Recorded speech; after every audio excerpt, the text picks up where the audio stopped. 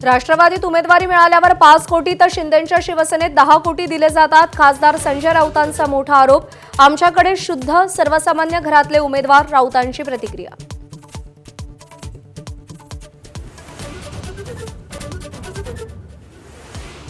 मुंबईत वंचितनं काँग्रेसला 16 जागा परत केल्या। योग्य उमेदवार न मिळाल्यानं निर्णय।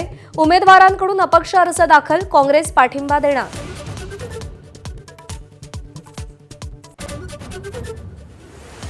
संभाजीनगरमध्ये चंद्रकांत खैरेंचा विरोध डावलून अंबादास दानवेंकडून रशीद मामूंना शिवसेनेची उमेदवारी। पक्षप्रवेशालाही खैरेंनी विरोध केला होता। खैरे काय भूमिका घेणार याची चर्चा।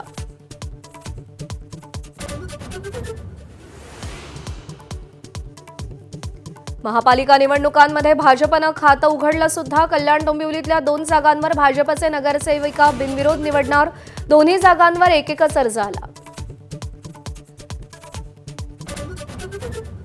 राज्यात फक्त 4 महापालिकांमध्ये महायुती। कोल्हापूर, जळगाव, पनवेल, इचलकरंजी अशा 4 महापालिका तिन्ही पक्ष एकत्र।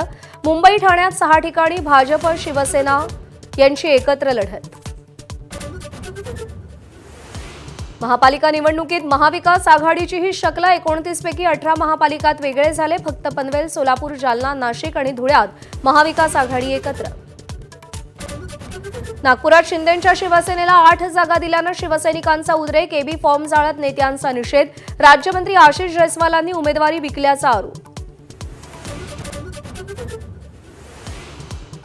जालना महापालिकेत नवं राजकीय समीकरण। अजित पवारांची राष्ट्रवादी आणि मनसेची युती।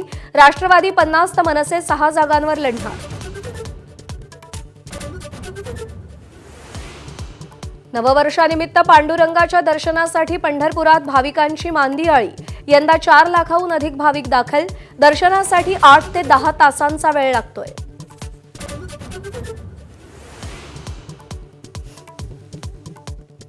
नववर्षाच्या तोंडावर ऑनलाईन फूड डिलिव्हरी सेवा ठप्प होण्याची शक्यता। देशातील डिलिव्हरी बॉय संपावर। पगारवाढीसह अनेक मागण्यांसाठी संपाचं शस्त्र उपसलं।